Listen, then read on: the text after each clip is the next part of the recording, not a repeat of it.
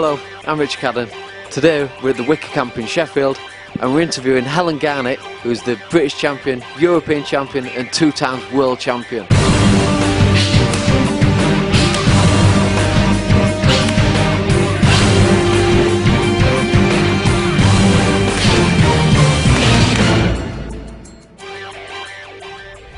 So here we are at the world famous Wicker Camp. I'm here with Helene Garnett. I'm just going to ask you a few little questions. Yeah, okay, Rich. So, what age did you start training Muay Thai? I was 26 when I started, which is quite a you know, obviously an old age really, in a sense, for an athlete. Most people start when they're quite young. But it was something that, you know, I thought, you know, maybe try and do it as a fitness kind of thing. And obviously came down, really enjoyed it. Trained for about 2 years, and Mick said, you know, would you like to have a, you know, opportunity to fight? And I said, yeah, why not? You know, and as they say, really, basically, that's history, you know. And here I am, 10 years on.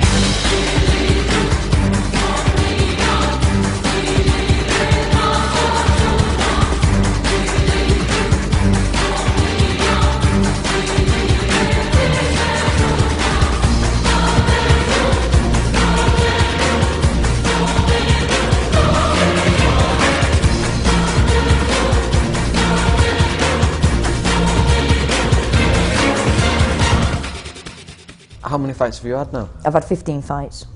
What's your record? I've had 15 fights, 13 wins, 2 losses. Who was your hardest fight against? I think the hardest fight was against Arjarn, who at the time was world #1. Who came to the fight obviously with an impeccable record of 37 fights, 37 wins, world champion. You know, massively renowned, you know, throughout the world, #1 welterweight, and obviously it was an opportunity for me to become world champion. We fought for an ISCA world title. I'd only had 9 fights at the time, and it was like, you know, it was like a really, really brutal match kind of thing. It was just like from the first bell to the end bell, it was a war. You know, both of us trading. You know, I got kneed in head, I was covered in blood and everything like that. And when Trix had a look at the scorecards at the end, she'd beat me by 1 point. So, you know, to say of the difference in experience, you know, I think I'd done really, really well against her. So would you say that was your best performance? No, I think the best performance was in New York when I fought Natalie Fuzz. I think after the loss against Joanna Bars, we kind of went back and had a look at things.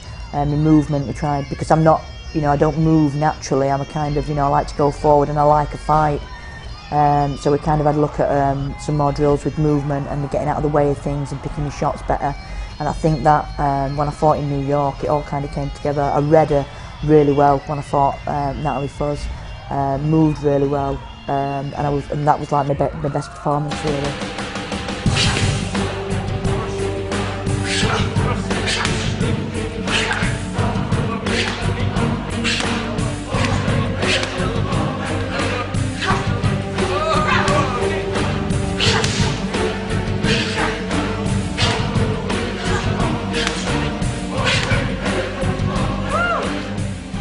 Okay, so we're here at the Wicker Camp in Sheffield. I'm here with Daniel Hudson. Daniel, it's been a while since you fought. When was your last fight? 2 years ago, I think it were. Yeah. And who was that against? It was not contender eliminations. Chris Shaw, I think, the last fight I had. So, have you been coaching Helen? Yeah, I like do pads for Helen quite a lot. Not a main pad person, but I do it a fair bit. What do you think her strengths are? She's really fit. She's strong for a girl. I don't mean that to sound sexist or anything, but she's really strong. She can hit harder than some lads down here at similar weight to herself, and I think that's a big strong for her. She's quite aggressive, and if you get her going, she can be quite relentless as well when you start getting her, you know, to feel the pressure on you. Good. So what else have you been doing with her? Do you just do the pad work, or do you spar with her as well? No, I spar with her as well. I try and apply a lot of pressure to Helen when I spar with her, just so that she gets like, you know, that like claustrophobic feeling when people are, you know, constantly pressurising you. She fights a lot of people like from European countries, and Dutch people especially are really bad for just running at you, aren't they? I think they're well noted for like just coming out really aggressive, so I try and help her with that, and she handles it really well. Do you have any regrets? I think the fight against Dorinda van der Zee, I think I regret my performance due to personal problems. I think that showed in the fight. I don't think she was. I think I think she was extremely technical, and she was quick and she was sharp. But I do think I could beat her. I just couldn't. I just couldn't kind of get motivated in that fight. It just seemed like I weren't really there, you know. So if I did, you know, that's the only regret really that I have. So if you could rematch any of your past opponents, who would you like to fight again? I think it would be Rinta van der Zee, because I think I know in my heart of hearts that I can beat her. I think just on the day, it just weren't happening for me. There was nothing really that she kind of hit me with that I thought, you know, I can't cope or anything like that. I just think it was just one of them things where I lost, unfortunately.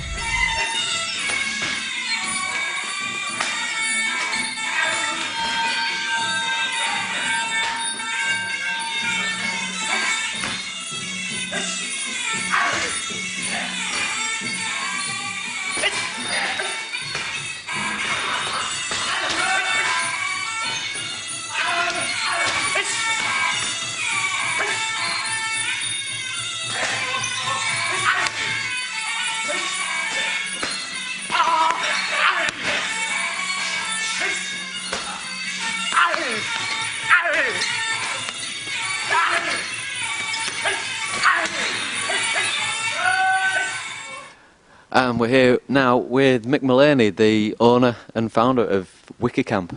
So, Mick, can you tell us how the gym got founded and how long it's been running?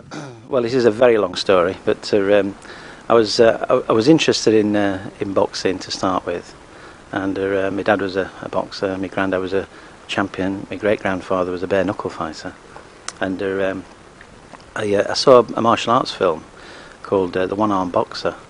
Whether you see this film in the year, I think it was 1973, 74, and in this there were two Siamese boxers in this thing, and I was really fascinated by these guys that were supposed to, they did a pre-fight ritualised dance, and they had sort of like rock hard shins, and they used the knees and their elbows to fight, and I couldn't find anything at all about Thai boxing.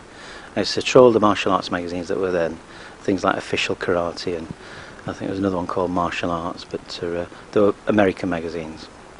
And I found one article on this Thai guy called Chuchat Bothsumbat, and he was quite a well-known Thai boxer actually in the 70s. And but I couldn't find anything else about Thai boxing. There was nothing at all. And then I saw, I don't know whether you can still get all this DVD called Kings of the Square Ring, and I got the video. One of the lads at the gym lent me this video, and he said, he says there's this guy fighting a bear on this video, and Muhammad Ali's fighting this Japanese wrestler at Madison Square Gardens. And apparently it's all different excerpts from different martial arts. And there was a segment at the back, and it was filmed at Rajadandan Stadium, and this Japanese fighter came over from Japan, and he fought Sipri Katsampot. And Sipri Katsampot was Lumpinian Rajadandan champion. And then he fought Monsavan Lukchanmai. These are all like going back into the 70s. And I want to do this martial art, you know. And I was speaking to another guy, quite unrelated, and I was talking to this fella, and he'd just come back from Thailand. I said, "Have you been to Thailand?" So I got talking to him, and he said, "Why don't you just get yourself off? Just go." He said, "It's a great place." So he wrote down Bang Lampu and Khao San Road and this, that and the other and that. And I went home and said to my mum, like, you know, I really want to do this. And she helped me save some money. And that was it. I went to Thailand for 2 weeks. And I remember I got some digs on Khao San Road. And it was a right cockroach infested room. And a really small little mattress. And I put my bags down and stuff. I went out, I got a tuk-tuk. And I said to this fella, "You know Rajadandan Stadium?" So he took me to Rajadandan Stadium, it was shut. So I came back, and then next night I went again, it was open. And I got a ringside seat at Rajadandan Stadium, and that was it. So you know, I spoke to one guy, and he sent me on to another fella, and it was Pirate Lavilas, which was the head trainer at Sortanikum in Bangkok. And he gave me this card, he said 3:30 tomorrow. So I went there, and I trained there. And then the next year I went to Pattaya, and I trained at Sichathol. And each year I used to go back and just do a little bit more on that, you know. And that's how I started. I used to come back and just do my own thing, really. And I think I never felt that I would start a Thai boxing club. And I used to have just a group of kids used to come down. It's like a cooperative, really, the old Wicker. And we all had keys, and we used to chip in for the rent. And then I got lads that were coming in. They'd say like, "Oh, how do you do that kick? How do you do that knee?" And I'd say, "Well, you just go like that." And that's how I started teaching, really. And then I had 4 or 5 lads that used to train regularly. And they said, "Right, get a skipping rope, do this," and we'll do a stretch together. And I used to train with them, take them on the pads. I used to spar with everybody at that time. And as I got older and older, it got harder and harder. And I started putting weight on. I was struggling to make my fighting weight and stuff like that. And I think my last fight, I got 2 broken ribs, and I thought that's had enough. So I thought that was it. So I stopped, and almost immediately I started putting weight on. And there is a joke in the gym that I just get bigger and bigger every year. But I say to them that I'll never ask you to do anything that I've not done myself. And that's it, really, you know. So how long's the gym been going now? When was it founded? I first got interested in Thai boxing in '76, and I first went in 1977 to Thailand. And but that's not when I opened up and things. It was just I used to come back and I used to do my training, and people used to just copy what I was doing, really. And it wasn't like a club or anything. It was a cooperative. It was something that there was a group of people there. We had a boxer that was there. We had some people that did a bit of karate. They used to do their own thing. There was another guy that was there. He just did weight training. He'd done a bit martial arts, but he was just more into weight training. And then there was myself and stuff. I was into doing Thai boxing and stuff. So there's lots of different people that gathered there and doing their own thing, really. Moving on to Helen. So her last fight at the Octagon against the Belarusian girl, wasn't it? Yeah, that's right. The Belarusian girl. How do you think she performed in that fight? I mean, I thought she did really, really well, but I was very nervous because what I'd heard that this girl was 2 times world champion, that she'd had 38 fights, 30 wins and 26 knockouts. I don't know how true that is, but that's what I'd heard. And I was like, this girl's going to be really tough, you know. I knew she'd be in the IFMA Championship, so she'd be very experienced. And in the first round, she caught Ellen with an elbow straight away. I could see that she was really keen to throw the elbows, and she knew when to throw them. And she caught Ellen, and I think the first or second round she cut her. And she came back after, I think it was the second round, and I said, you know, we've got to try and stop this girl. And I said, pull out all the stops, Ellen, you get out there. And I said, you stop her. And she did, you know, which I was really pleased about. Good.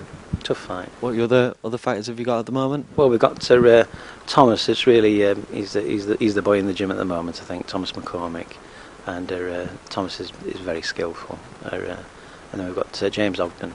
I think he's a 78 kilo fighter, and I think he's going to really develop. But we'll see. You know, it's a long time. And then we've got Jazz Meats, of course, and Jazz Meats, one of our junior lads. And I think he's just turned 16 now, so he's just come into the seniors, and I think he's going to develop as a good fighter. Hopefully, I've got my fight in Thailand in August, but we'll see. It's a great thing that someone's going to sort of like film some of the camps in the UK. I think we've got some great talent in the UK and some fantastic fighters, and you know, they need to be seen. So that's great. Cheers, Mick. Thanks for your time. Cheers.